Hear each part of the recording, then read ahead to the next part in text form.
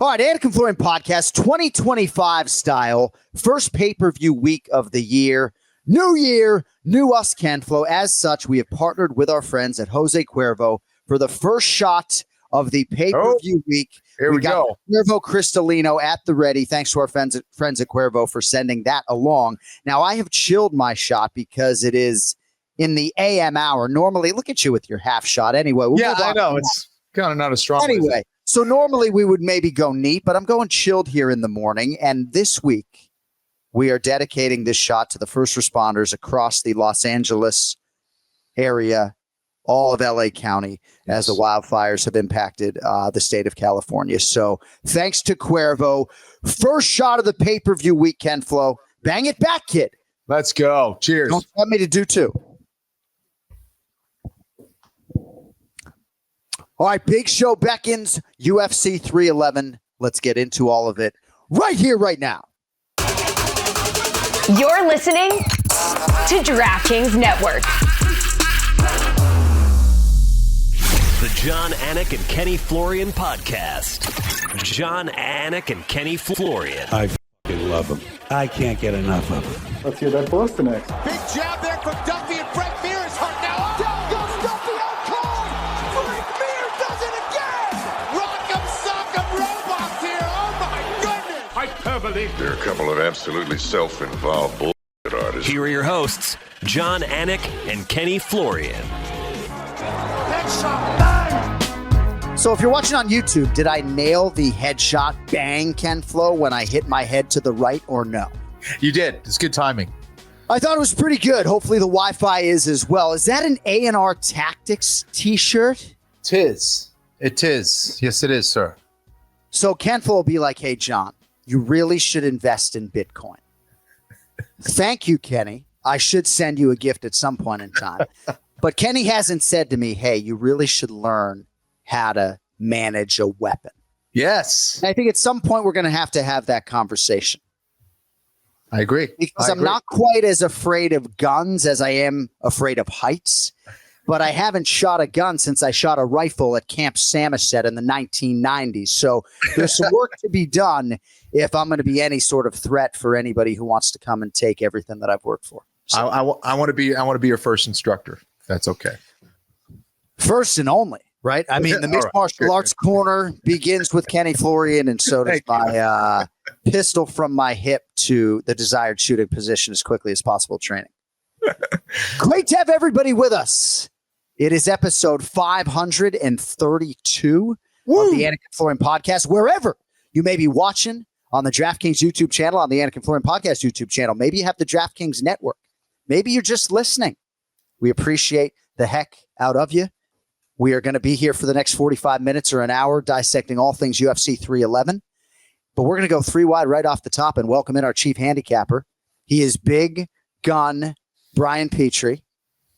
And we have a lot of business to attend to with this man. Yes. He's pumping fists, even though his guy, Chris Curtis, had a suboptimal result against Roman Kopylov. He gets the bonus, an outstanding fight, but not the end result he was looking for. So I guess I'd like to begin there with you, Bri, if I could. And then I have some Islam Makhachev stuff before we get into the meat and potatoes. So your thoughts on the king of combat, the action man, Chris Curtis, in defeat against Roman Kopylov. So listen, everyone knows I'm a little too close to really be unbiased with this situation. Of course, I thought it was an early stoppage. Apparently what we saw with Carlton Harris, and I could use examples like Tony Ferguson when he got clipped by Lando Venata, like that should have been stopped. Maybe Marab versus Marlon Moraes. Why are these fights going? I get it, whatever. And it was a third round. And yes, the argument that people are saying to me is he would have lost anyway. I agree. I thought Roman Kopylov won that third round. He was going to win 2-1. But knowing Chris, and the reason why I'm close to the situation, he's only been finished one time in his UFC or his MMA career. That's by Ray Cooper, where he got absolutely slept. Never being finished in UFC and being a very durable guy is very important to him. And getting that taken away from him right there where he felt wronged, it left a little sour taste in my mouth. I get it. He's a fighter. He wants to go out in his shield. I get that. I never once tweeted or buried Mark Smith or got hot. I know being a ref is very, very hard. Mark was in there. He looked at him. He said, I'm going to call it. He didn't know how many seconds were left. I understand all that part. And Chris was taking some big shots in that third round. And I think more importantly than anything, Chris looked a little tired to me. I think cardio was another issue of why maybe he didn't rush to his feet. Maybe that could have been a difference. This is the first time in a long time I've seen him actually tired in a third round fight, because typically he doesn't get going to the third round. Yeah. Usually drops him early, picks up. So it's been a conflicting result. I feel bad for the guy. I'm glad he got paid. You know, he's like cashing $200,000 checks. He's got a son. That's all that matters. Flirting with 170 now, which I think is something that I think maybe if you're going to make a run, one more last run, you're 37, going to be 38 in July. One more last run in the UFC, I think you should be at your ultimate weight class, and that's 170. So I feel for my guy, but I'm not gonna, I didn't go crazy on Twitter or anything like that, like some of these buffoons wanted me to. But yeah, it was sad to see. I thought you hit on a lot of truths there. Certainly the body language of Curtis, I think, left a lot to be desired. And I think Mark Smith's counter argument to some of what you said, and I think it's all viable and important, the points you're bringing up about fighter history and durability. But I think Mark Smith would say, hey, my man, big gun. I looked him in his eyes right there. And you would just give him a bro hug and be like, yeah, dude, I totally get it. Right. So, all right. A lot that I want to get into when it comes to UFC 311 before we get into the predictions. Headlines brought to you by Cuervo. Now's a good time to enjoy the tequila that invented tequila. I got a bottle of Cristalino behind me. I had some last night. I made a Mexican transfusion. Hey-o. It was outstanding. Nice. Absolutely outstanding. No more drinking, though, because UFC 311 Fight Week beckons. And Ken Flo, Islam Makhachev is chasing lightweight greatness. And sometimes we rush to create these narratives, whether it comes to greatest lightweight of all time or Khabib Nurmagomedov versus Islam Makhachev.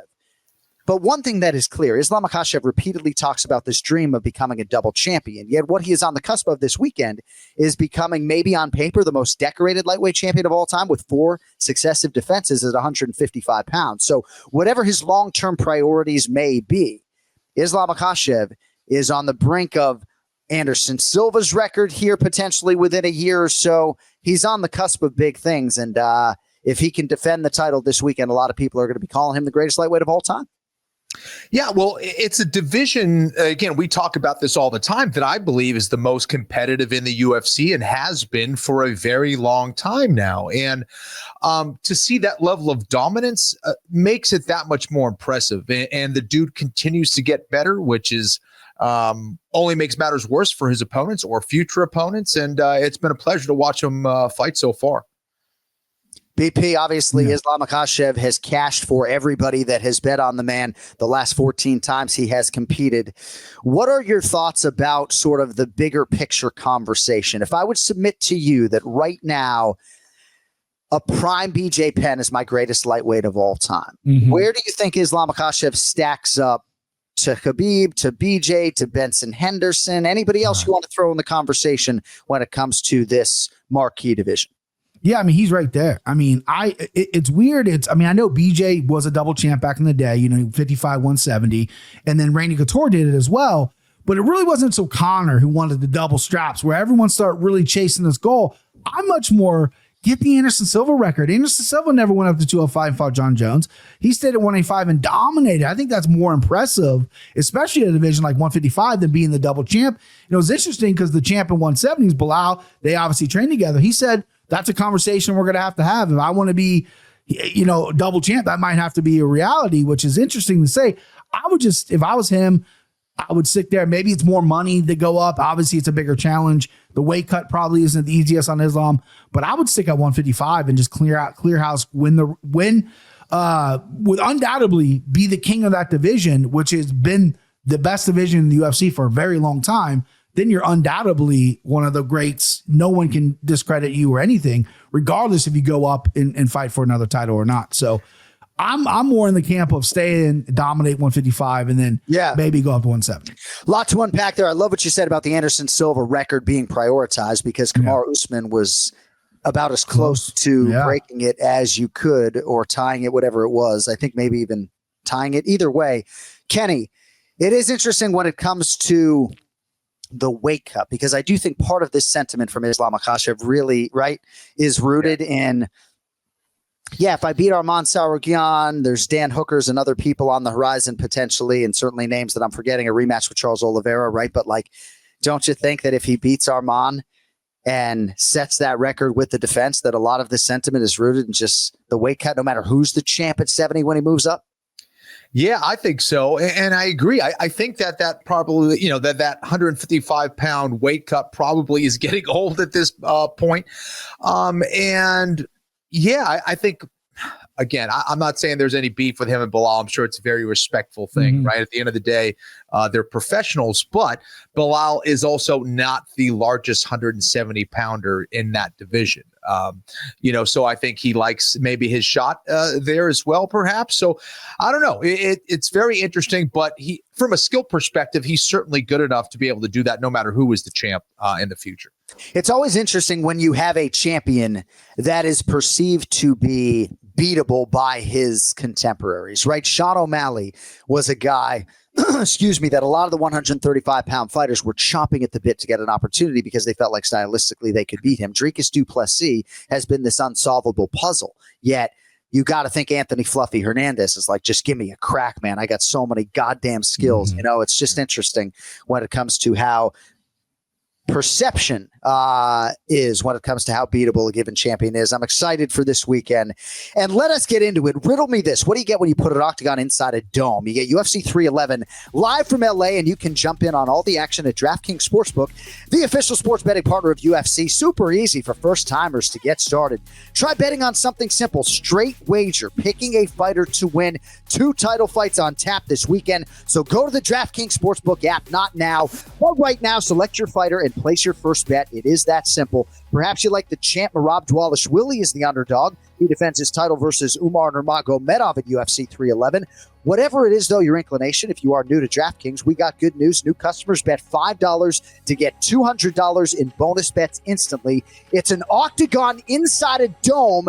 UFC 311 in LA. Download the DraftKings Sportsbook app now. Use code AFPOD. That's code AFPOD for new customers to get $200 in bonus bets instantly when you bet just $5 only on DraftKings. The crowd is yours. Gambling problem? Call 1-800-GAMBLER. In New York, call 877-8-HOPE-NY or text HOPE-NY. In Connecticut, help is available for problem gambling. Call 888-789-7777 or visit ccpg.org. Please play responsibly. On behalf of Boot Hill Casino and Resort in Kansas, 21 plus, age and eligibility varies by jurisdiction.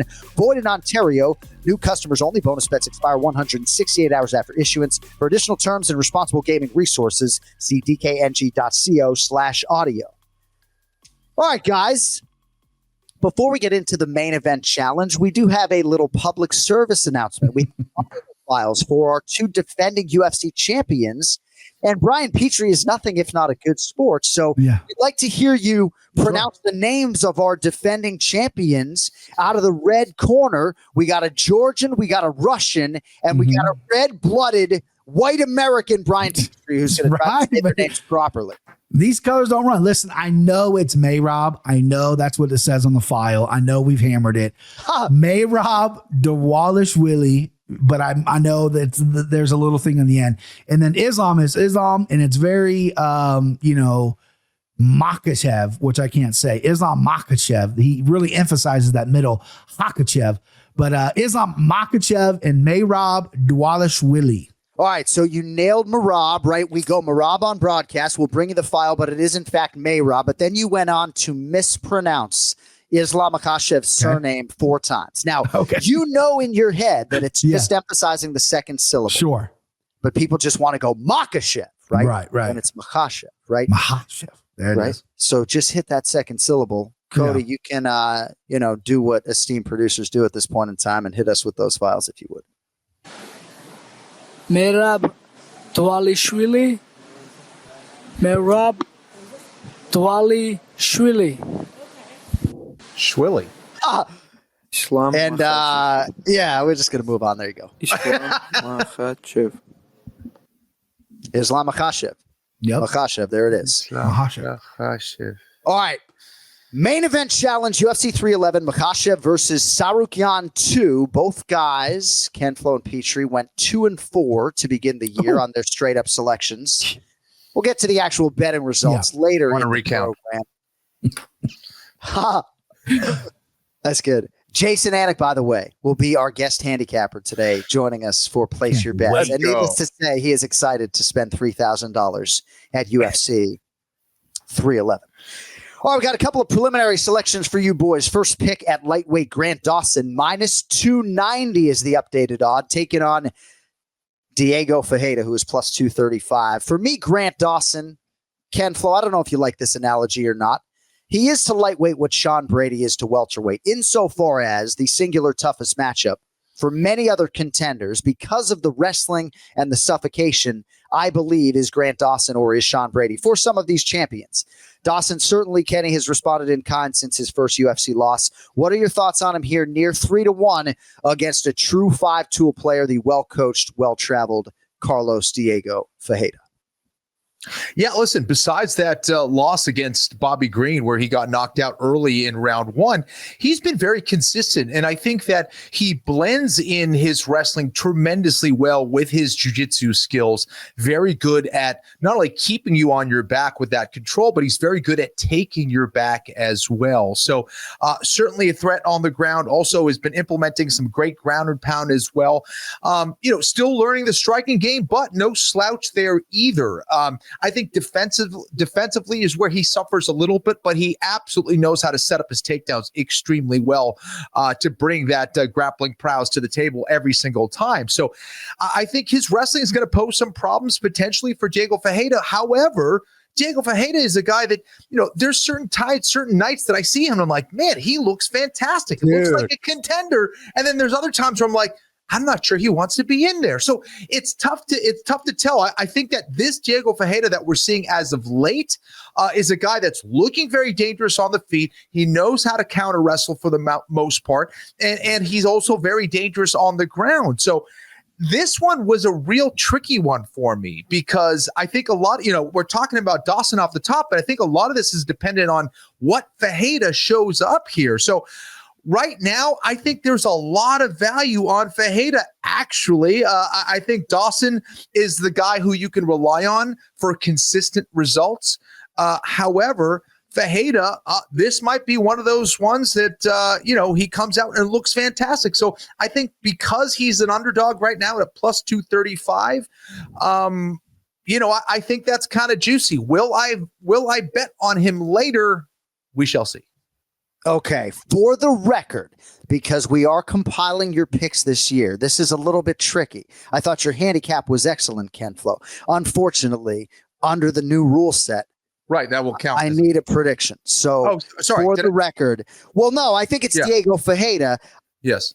But for the record this year, okay, gotcha. Yes, I need a pick on every fight. So, is it Diego Ferreira? In fact. No, I think there's value on Ferreira, but right. I'd be going with Dawson here as who I think is going to win. Yeah. It's just not fair, right? Like, why do I make you do this? Yeah. Sometimes you're right. I tell my children there's not always an answer. BP, Grant Dawson, minus 290, Diego Ferreira, plus 235. I thought Ken Flo really hit on a lot of things when it comes to Diego Ferreira. When he is on, my goodness, looks like he could be a world champion. A lot of people think that Grant Dawson's ceiling is, in fact, world champion. So what do you have for us on moving night here in the lightweight division and these two men? Yeah, I can't add much more than what Kenny says. He broke it down perfectly. He's wearing blue today. I'm wearing blue today. So I think he might be trying to get in my head a little bit. Also, you've seen his Instagram. He's John Wick out there with that gun. He's slanging and banging out there. A little intimidating picking against this guy. Anyway, I know picks count this year, which I love. And I'm all over Diego. I'm picking him. I'm taking him. I'm going to bet him in a certain type of way. I love the number. Grant Dawson is a phenomenal wrestler, and Diego has struggled with heavy grapplers in the past. Gregor Gillespie and Mantu Scamrot, which I probably butchered that. Sorry, John. Either way, this guy's lights out. He's got big power. He's a captain of that team. People love him. His jiu-jitsu is very good as well. It's going to be interesting. And the sour taste I have with Grant Dawson, I actually really like him. I thought he cut a great promo his last time out. He looked phenomenal. But the chin issue, the durability issue, is it still there? Because Diego can fucking crack. I think that's what he's going to do. He's going to work his way to the feet, and he's going to make you work for takedowns, and you're going to have to eat a few shots. Grant Dawson's defense isn't high level yet. I'm taking Diego as the underdog here, and I like him a certain way when we place our bets, Bub. Well, and the number is getting less juicy by the minute, at least as of this taping. Diego Ferreira plus 235, and there was a better number about 24 hours ago. All right, next up, BP, we will lead with you here at heavyweight. Salvador Bahia, Brazil's Jailton Malia Gino Almeida minus 425, taking on the polar bear Sergey Spivak plus 330. I don't take myself too seriously on this show. Almeida submitted Alexander Romanov at UFC 302. That was last June, Bri, long time ago. Almeida's hunting big fights and tagging us on X when he's hunting them. He's got a big fight here, and he's prohibitively favored as usual. What are your thoughts on Almeida against Sergey Spivak? So I like Jailton Almeida. I like Jailman. You know what I mean? I like this guy. This guy's a real deal. Problem is there's a real lack of consistency when he fights. And when he gets people down, there's real opportunity to lay some hammers down, and he doesn't. He really, really hunts for a certain submission. He goes into it already thinking, taking this dude's back, I'm going ready to get choke. When that doesn't happen, his offense falls apart.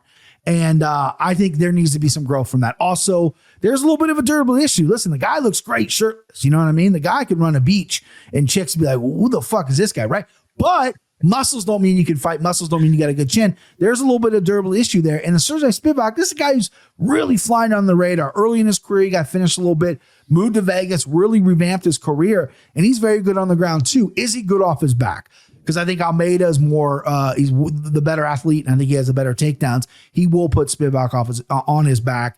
Does he have a game there? Does he have a get up game? I don't know. Minus 425 though scares me. I'll play Almeida. I'll play Almeida by submission. Spivak's never been submitted in the UFC. That's going to be kind of hopefully a juicy number for us there to cut this minus 425. But give me Jailton Almeida.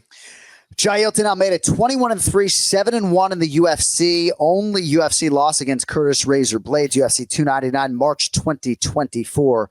Kempflo, what do you have for us on the heavyweights? Ryan is sharp today, kid. He's saying a lot of the right things. And, you know, I think it was smart to kind of bring up the athleticism disparity here in this fight because there certainly is one. Now, if there is a huge athleticism disparity in favor of Almeida, then that means that other person better have some serious technique or a huge technical advantage on his side. And I don't think it's big enough to the point where I go, yeah, Spivak is going to be more technical. He's just going to out-tech him and just, you know, steal rounds again and again. I think Almeida's ability to get this fight to the ground eventually with him landing on top is going to happen. And not only is he a threat with his submission game, I think he's going to be a threat with his TKO ability on the ground as well, his ground and pound. So I like Almeida here. Is it enough to bet on him? I'm not so sure, but give me Jailton Almeida. So one of our listeners suggested main event challenge or place your bets loser, right? Yeah. Goes bikini and full makeup for an episode. Oh, God. Bikini. Well, I mean, you could go shirts and skins too, right? I mean, I'll do whatever you got. I mean, I don't know if anybody wants to see me in a bikini. This listener does, but you don't lose much on this show. If that person wants to see the old boy's skin, we can give him a little show. Yeah, there's a percentage of the population where you would have a very successful OnlyFans. I'll tell you. Very true. It's very true. Yeah. This actually might be the jumping off point for your OnlyFans page. Right. Exactly. Exactly right. Some chubby chasers out there really want to get a look at this guy. Telling you. As yet, Kenflo has not agreed to that punishment, but at ANIK FLORIAN Pod, if you know, we're going to go 4 wide because it looks as though Boston Anik has just put up $5,000 towards Ryan Petrie getting the Darren Elkins. I can't, bro. I can't, bro. Oh, no. That tattoo. Yeah, you're on mute. Yeah, I get you. Really good entrance out of you on mute. How's it going? Uh-oh. Anyway, we can't hear you. Unfortunately, we're having studio issues. We'll see when we can get him back. But that is hilarious. So if you don't know, Darren the Damage Elkins has barbed wire font tattoo of his nickname, The Damage, on his chest. It looks great on him. It would not look as good on Ryan Petrie on a beach. So we're trying to raise money. Are we doing this again? Because Jay just put up $5,000. No, but if we offered your wife and you $250,000, I mean, of course, John. All right, well, what's the number then? Because you said I mean, I'm not saying like, all right, $100,000. Okay, $100,000 in a briefcase in cash for you to get the damage tattoo with some sort of signed document that you couldn't get it covered up. It had to be a certain size. Yeah, is the number $100K? Maybe you and I could talk about this over dinner. It would have to be, because my wife doesn't say no to anything. Like she lets me get away with everything. This is where she put her foot down for the first time in our we've been together 10 plus years. I've never seen her put her foot down. She put her foot down and was like, no. So the negotiations would have to be with her, because I'm a guy that's going to do anything. I'll do whatever. I'm a fucking clown. I did some stupid shit growing up. That's nothing if I get paid for it. Right. But the negotiations going to have to start with my beautiful wife, Erica Petrie. Okay. So, yeah, I mean, Kenny's not putting any Bitcoin towards the cause, not even 0.0000001 of any Bitcoin. Yeah, I mean, Jay and I could start with like 10K, but we're trying to get to 100K, so it would have to be a fundraising endeavor. Jay, can you hear me now? Yes. No, I was envisioning Brian in a bikini, and I couldn't help but think back to the damage tattoo, but it's just terrible audio situation, so it kind of killed my buzz on the whole damage tattoo. Hey, Brian, I don't know if this is a joke. I missed the last minute, but $5,000. My wife would allow it, I think, but we could get contributions. You could be sure. I'll get my boy Bilal to throw in. I'd like to be there. It might be a couple days, right? Worth my time. I'll fly into Cincinnati or thereabouts. Yeah, right. Yeah, it would literally have to be the conversation with my wife, because and I already have a couple tattoos on my chest, so it might not look as pleasing as like Darren Elkins, so we'd have to kind of squeeze it in there. But yeah, the conversation starts with Erica, and then again, I'm just a guinea pig. I'll do it if she gives the old go ahead. Then it's the best font ever. It really is. I don't know how you get that font. It's unreal. It's unreal. What's like, I've been boys? What, I've got an ANIK FLORIAN podcast mug. Oh, it's about to get much less serious around here. You like this mug? Maybe we'll put it in close to the camera. If it could focus in on it, that would be great. There we go.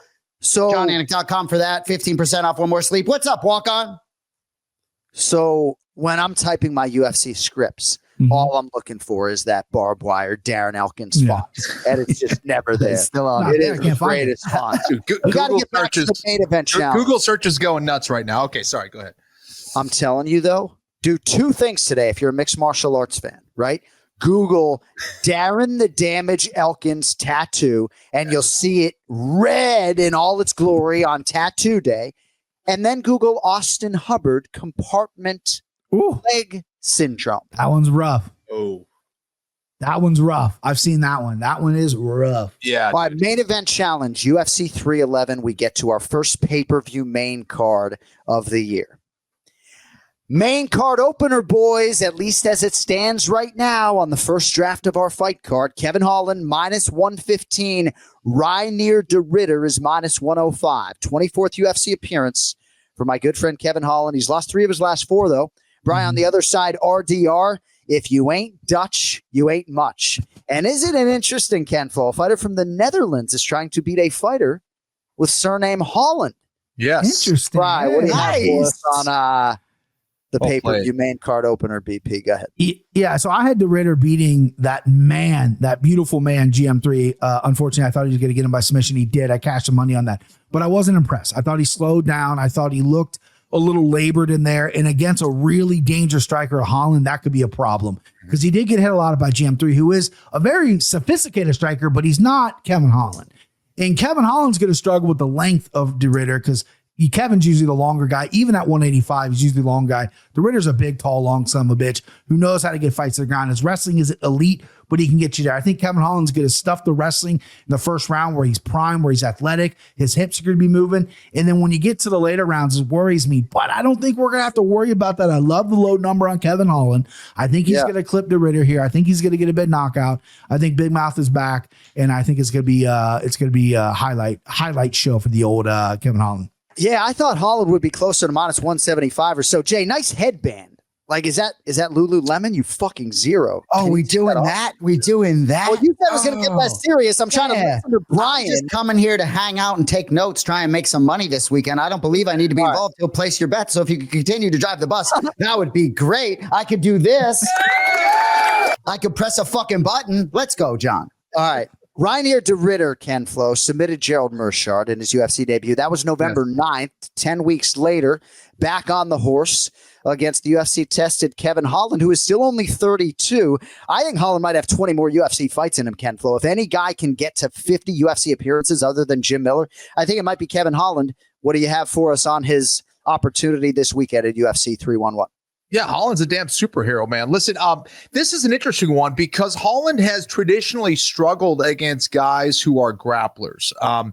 And I think the problem here is Reinier de Ridder isn't like I don't see him as an elite takedown artist. And I think because of that, it gives some opportunities for Kevin Holland to land some good strikes and win some rounds, or potentially even win by a TKO. And I don't know. I think it all comes down to the takedown ability of de Ridder. And if de Ridder's able to be successful, especially early on, I like him in this fight.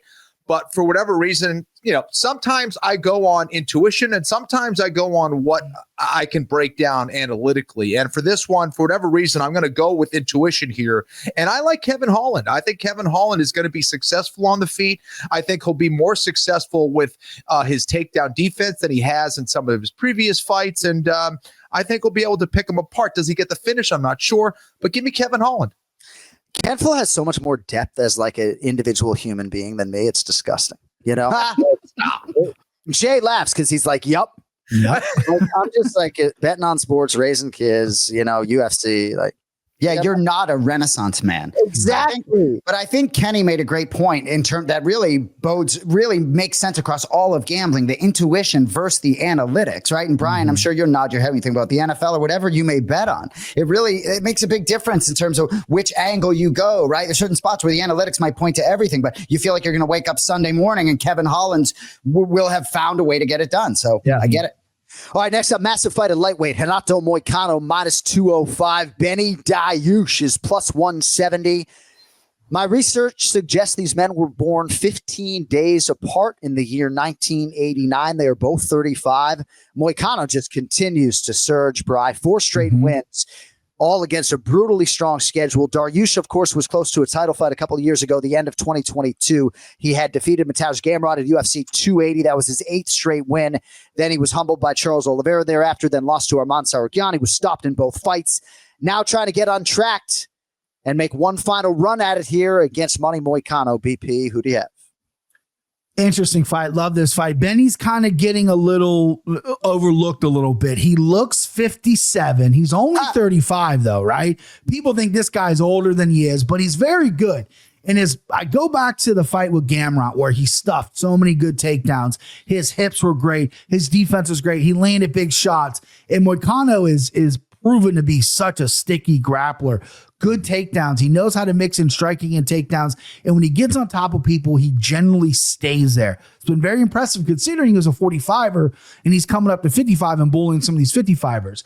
But I can't get out of my own way and think about Moicano getting hurt a lot. I love Money Moicano. I love his things. The Homa Fight Boys over here are going to be very upset that I'm going to go Benny Dariush as the underdog here over Moicano. I just think Benny's got a big shot with some power. He clips Moicano. I think he can finish it. I think also if he can stay off his back and really defend the takedowns like he did with Gamrot, I think this is a big fight for him. And you're hanging plus 170 on me. I'm dog hunting. I'm dog chasing. Give it to me, bub.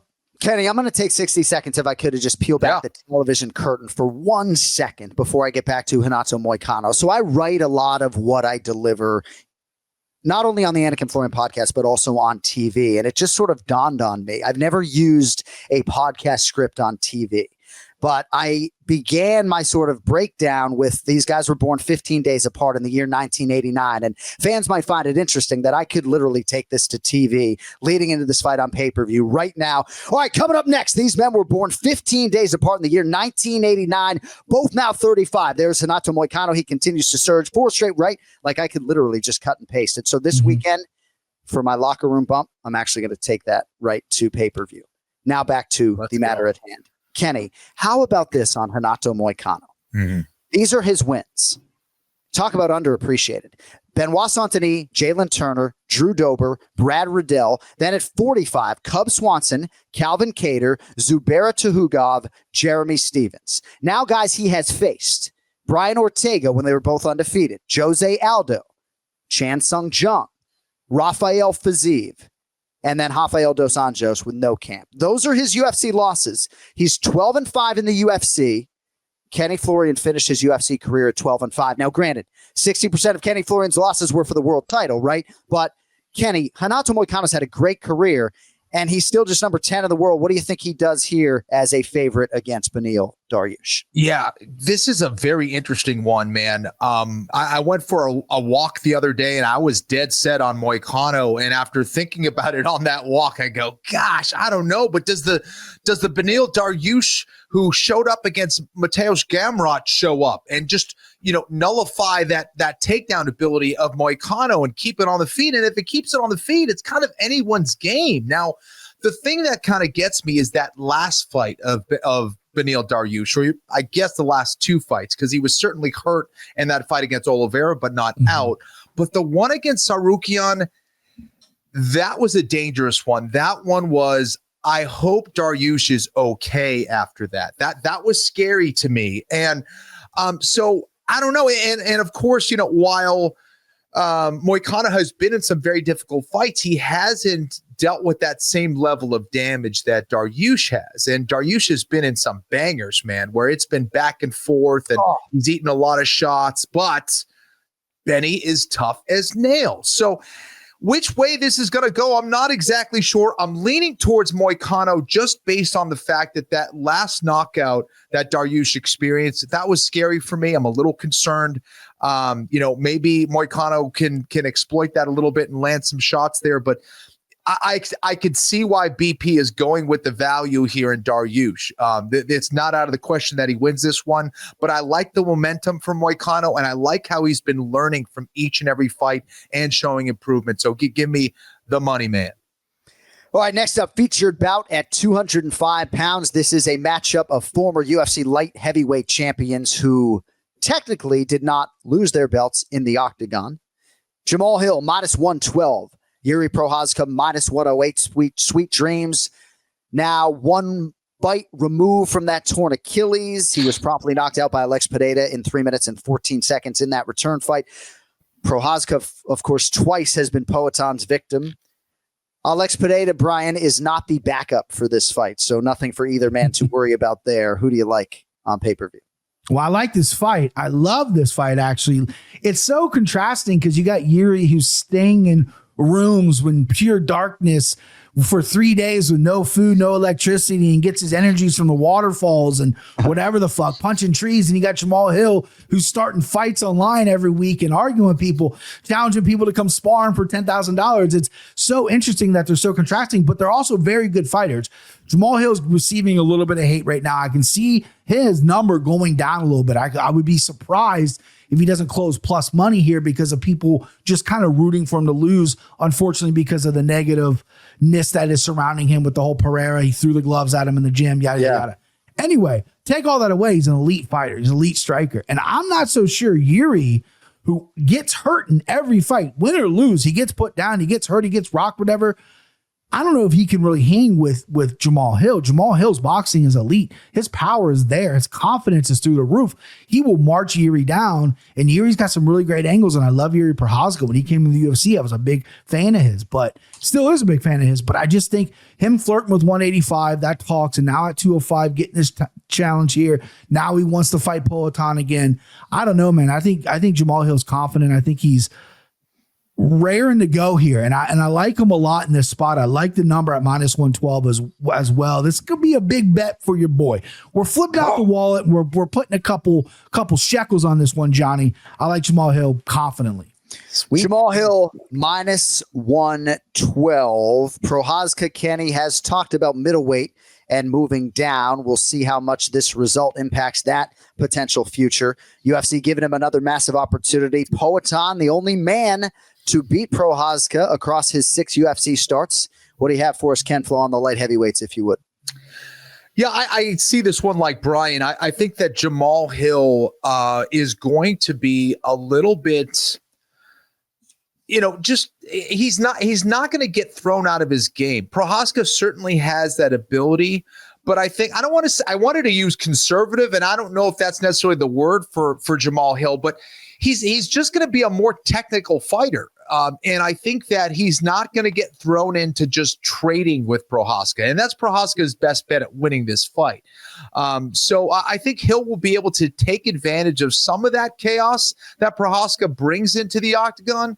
Why? Because in being chaotic, he gets reckless, and his hands will go down and his chin will jut forward, and Hill will find a way to catch him there. And I think that whether it's him finishing this fight or winning it by decision, I think it's pretty clear to me that Jamal wins this fight. So I'm a little surprised by the odds here. I think there's some great value on Jamal Hill. I think Yuri is exciting as hell to watch, but I just don't think he has the elite technical skills to hang with Hill. And if he is improved, I know he said he's been wanting to work on a lot of other things.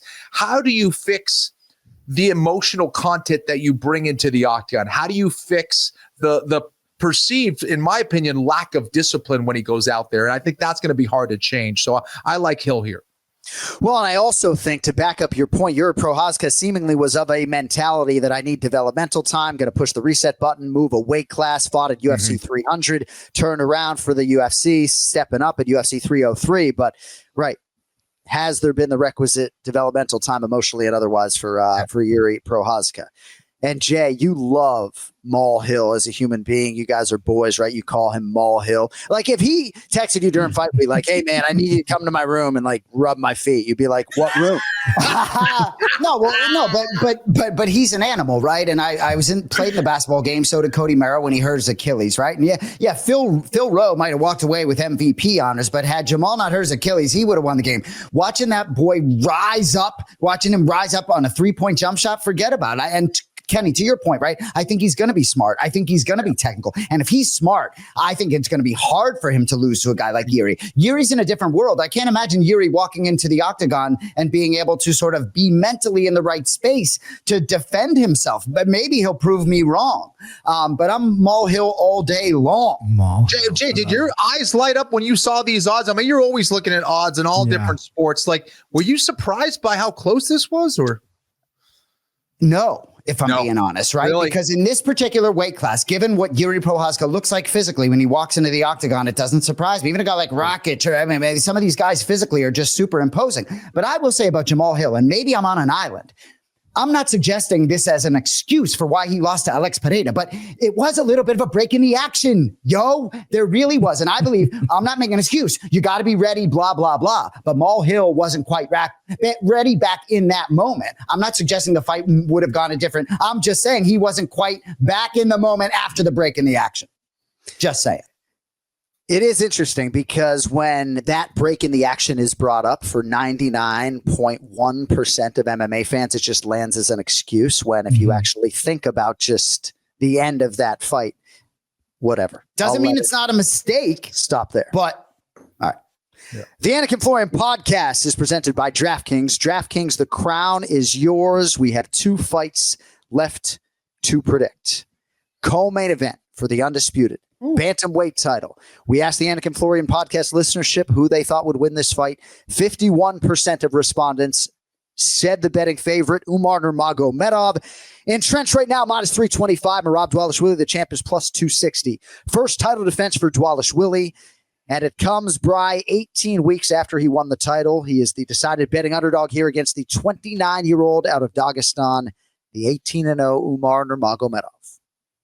I love this fight. And listen, I'm going to, we all love Merab on this show. You guys talked about how the quick turn and everything like that. We've been through it, but I'm going to play devil's advocate a little bit as a fan that doesn't know Merab personally. We know Ray is leading up to this fight. And I'm surprised by the number, first off, and leading up to this fight. As a fan sitting at home, listening to him on stage, listening to him on Twitter, it almost seemed like he didn't want to take this fight. And people started getting their head, Merab's afraid of Umar. He doesn't want. That was the perception of a lot of people. I got DMs like, what's your boy Merab doing? Thinking like I know him personally, ducking Umar. I don't think there was any ducking. It was just like there was the O'Malley rematch, everything. So I think that's public perception is why Merab is a little down on the thing. I think public perception has a lot to do with betting lines at times. Not all sharks and whales have placed yet. And I just think that's interesting that he's plus 260 because this is a very close fight. I think Merab is a unique character where I think Umar looked pretty good on the feet against Sandhagen, but he didn't show him anything elite.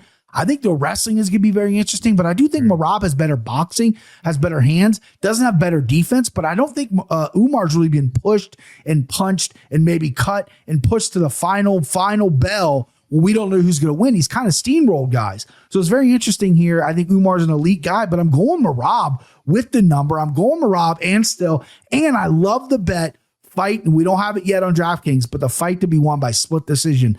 I think there's going to be a lot of rounds in here where we're going to go, who the fuck knows? I think someone's going to win by split decision. That's going to have a juicy plus number on it. But I'm taking Merab. I think Merab gets this one done. I just think he is primed to get it done. He's confident, and the cardio is elite, and we'll see how the grappling handles. But I like Merab. Really nicely done, Brian. I like that split decision offering as well. Umar Nurmagomedov is one of the more impressive human beings that I have come across. He is super thoughtful, especially so in a second language. Humble to a fault in many respects, Kenny, just the way he almost denigrates his own ability to speak English and understand it, which is actually pretty darn elite relative to his age. He beat Corey Sandhagen August 3rd, 2024. As close as the fight may have been, I do believe it was a 50-45 according to some. I'm not sure there's a better signature win out there other than beating a Petr Yan to set yourself up for a championship opportunity. But the schedule before then certainly left a lot to be desired, right? Not really a top 15 name on there. What are your thoughts now on Umar Nurmagomedov championship setting against the now 34-year-old champion Merab Dvalishvili? Yeah, when we talked to Ray earlier in the week, he was talking about how he hasn't seen a guy in Nurmagomedov who is this dominant champion and didn't have a dominant win against Corey Sandhagen like Aljo did. Now, that is true. However, it doesn't mean he's not a truly elite fighter. There's certain guys that don't make a whole lot of mistakes. And going to that Sandhagen fight, while it wasn't dominant, it certainly was close. It shows a certain level of technique and composure that is rare in guys. And for a guy who's supposed to come from this Sambo background and is known for, his wrestling and takedowns, this guy can strike at an elite level. There's no question about it. His kicking game is extremely tricky. I think that check hook that Ray Longo very intelligently pointed out is a concern for me, because sometimes Merab will leap forward with that chin up in the air, and that check hook could pose a problem. Now, in regards to the wrestling, I think Merab is the better wrestler, both in how he enters and both in how he creates motion off of his takedowns. There's never a point when he clinches you, he's moving you. And that is a very important concept. You talk about in judo with Kazushi, the off-balancing principle. Why? Because it's harder to get your base. He doesn't just get to a clinch and just stop. And that's why he gets so many of these quick takedowns and puts you on his back. So for me, this is the big conundrum for me, is like, who's going to win those clinch exchanges? And while I think Nurmagomedov is the more sophisticated fighter overall and probably the better overall mixed martial artist, I think Merab's ability to force you into clinches and take you down is a singular strength that is very hard to stop. And I also think his conditioning is a weapon. So I'm leaning towards Nurmagomedov to get the win. What I do with my money might be a different thing. I do see value here with Dvalishvili at plus 260, and we'll get to that in a little bit. I wonder if I have made entirely too much of this relatively quick turn for Merab, and I know a lot of people scoff when I say that, but just trust, when you become the world champion, if you just think about the 3 weeks thereafter and all the noise and all the adrenaline and all the travel and all the energy, and what has he had, 18 weeks total? Well, you lose 3 of them there. So I know the guy lives in the gym. Go ahead, Kenny. And I've never seen him this fired up either. Is it Nurmagomedov himself that's getting him fired up, or is it the circumstances around what you're just talking about that is getting him fired up? That will wear on you, or can wear on you. Mm-hmm. And Umar, as I sort of highlighted, is just leads the league, I feel like, in wisdom and maturity, belying his years, right? Like just this calculated killer. So we'll see how it plays out. Fascinating co-main event. Jay, what do you have? I just want to say real quick, though, Merab wanted to go on vacation, right? Like Bilal Muhammad, if his toe wasn't messed up, wants to turn it around as quickly as possible, right? His teammate Aljamain Sterling didn't want to compete in Boston. That was too soon. So we can make up any noise we want. We can talk about flipping the switch, but the emotions were there. This date was not ideal. And I don't think this opponent was ideal. I think the betting line indicates that. So I know we'll get into place your bets, but this would be a monumental achievement for Merab to defend his belt here. Right, to defend it as quickly. And it is interesting in terms of Bilal Muhammad, because if you did see Remember the Show on the ANIK FLORIAN podcast YouTube channel this week, like if you see Bilal, all the dude's looking for is a date, even probably against medical orders. He's just like, yeah, I just want a date. Like the guy isn't even happy unless he has a fight on the books. All right, main event for the undisputed UFC lightweight title. Ken Flo leads us here. Islam Makhachev, minus 425. Arman Tsarukyan comes back plus 330. Makhachev, Ken Flo in search of what would be a record fourth successive lightweight title defense. He is 26-1. He has won 14 in a row. The fifth win on this current streak came against now title challenger Arman Tsarukyan. Your pick for the UFC 311 main event. So I think their first fight, serves a little bit of a purpose in that you could see kind of how they matched up against each other a little bit. But both of these guys have made huge improvements since then. I think perhaps Makhachev even more so than Tsarukyan in a lot of ways. You're talking about championship fights and championship preparation. A lot of training goes into that. Makhachev has been in some huge fights and has performed extremely well. And the problem for me in looking for Tsarukyan's, chance at winning is I go, well, is he better anywhere? Not necessarily. And if you do find it, not by a wide margin. Now, then you have to look at, okay, well, does Makhachev make any mistakes that you can point to? Does he have any tendencies that you can look at and go, this is where Tsarukyan could take advantage of this? And I haven't found it, man. I really haven't. And that's tough. Like Makhachev is just one of these mistake-free guys. And just like a Russian chess masters, they have traditionally been some of the best chess players in the world. They don't make any mistakes. You're going to have to beat them with something fantastic. And Makhachev has so many skills everywhere, man. He's knocking guys out. He's submitting you. He can control his way to a victory. So there's just more ways for him to win here. And Tsarukyan sometimes can be hot and cold as well. There's times where I'm like, damn, this guy looks explosive. He looks phenomenal. And then it's Oliveira. He makes a big mistake, gets taken down, or not taken down. He got put into a guillotine, got rolled into mount, did an awesome job of coming back and winning that fight. And I thought he deserved the win. So his toughness cannot be questioned. But as far as his mistakes versus Makhachev's, I'm leaning towards Islam here. I like him in this spot. I think and still. Islam Makhachev minus 425. Arman Tsarukyan is plus 330. Tsarukyan does split time, but a lot of it is spent at American Top Team. He is aligned with Khamzat Chimaev as well. Same nutritionist, the great Dr. Matteo Capodaglio. Have you seen Arman Tsarukyan, the visuals? My goodness gracious. Ripped, yeah.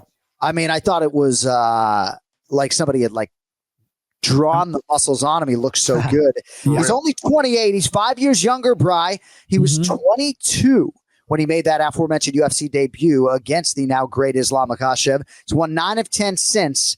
And now, after surviving your favorite fighter's favorite fighter, Charles Oliveira, he's got a date potentially with Destiny January 18th. Brian Petrie, who wins the main event.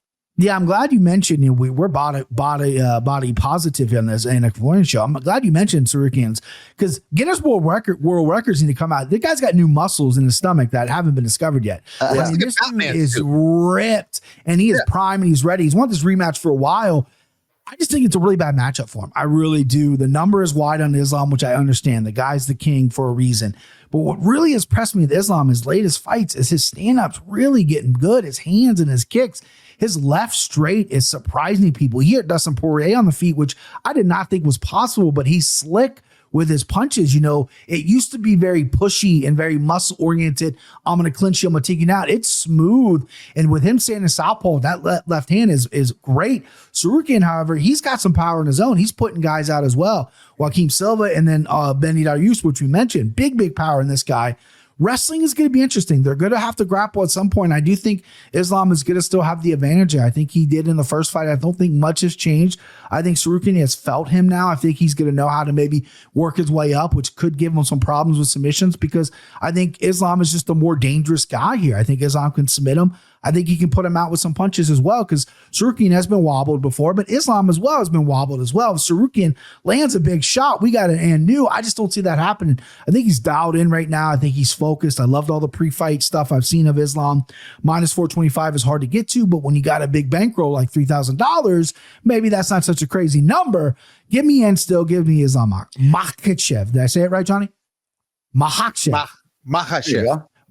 There. Islam Makhachev. Found it. Took me 4 times. I found We both got it wrong. Here we go.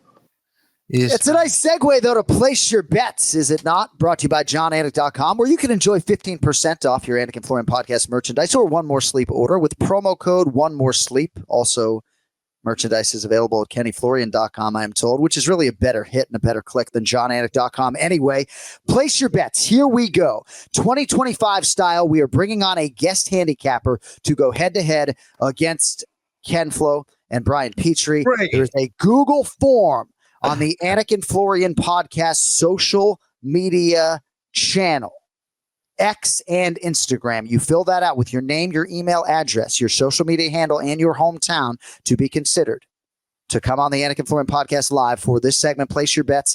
And again, it doesn't necessarily have to do so much with your performance on the show. It helps if you can be like Big Gun, right, and absolutely rip it. But you'll be on for 2 minutes, give us your selections, and be considered for future opportunities as an on-air talent on the Anik and Florian podcast. This is a very big deal. This is how we discover the likes of Brian Petrie. Today's special guest handicapper, though, is none other than my identical twin brother. On social media, you can find him at Boston Anik, my best friend, Jason Anik, running this whole goddamn operation.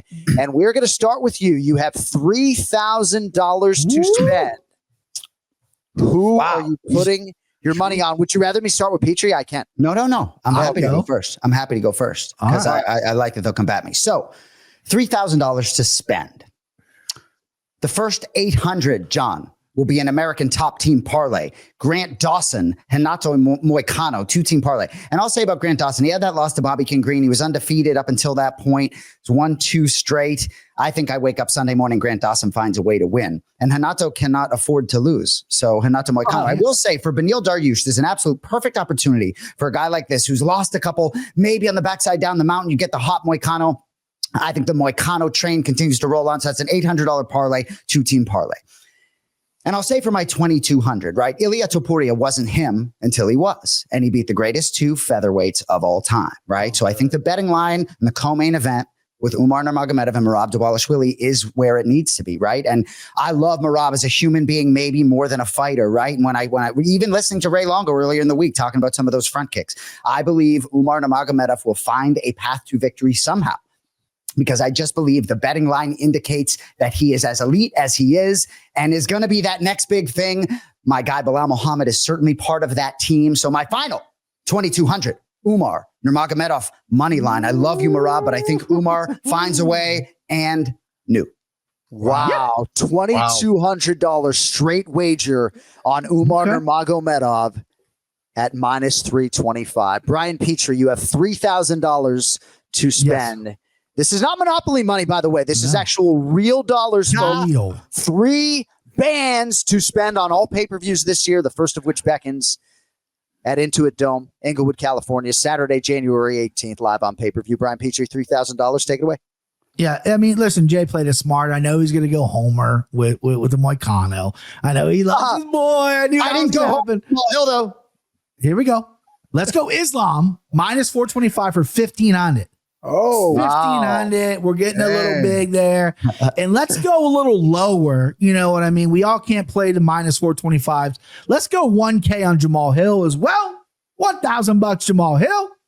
And then let's go some plus money here, huh? Merab, 200.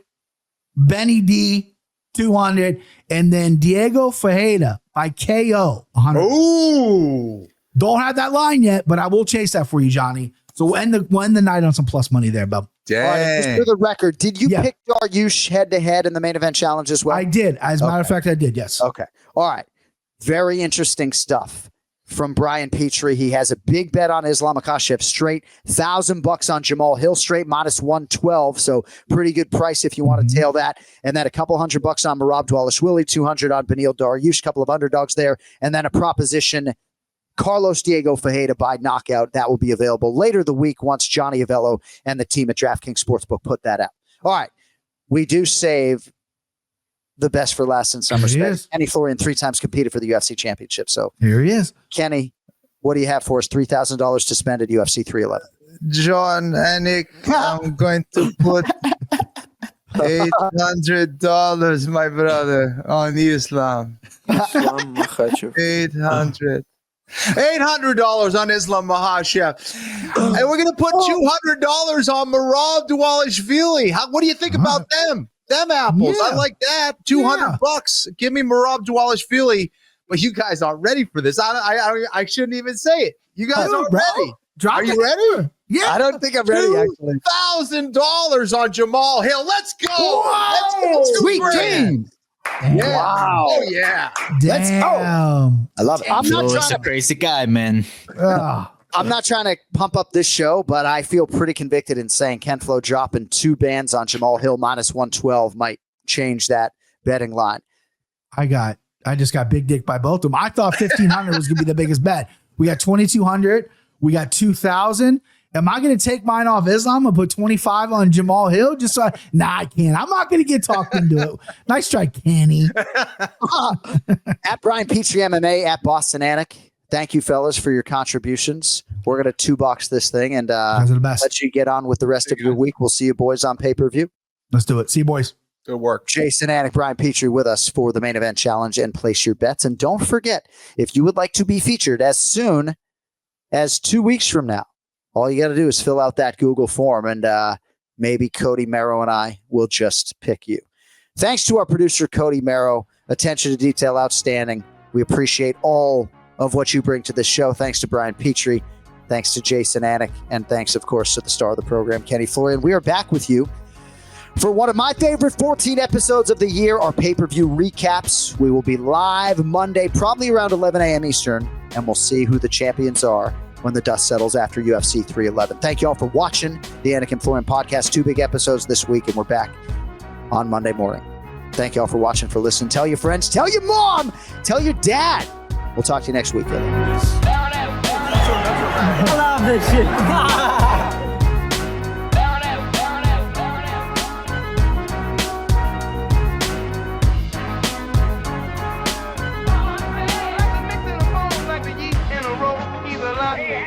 Soul to the bread, he's cornbread. Cornbread. He's cornbread. Cornbread. Life is so precious, do the best that you can. Keep your hands on the bar, hit the open man. He's cornbread. Cornbread. He's cornbread.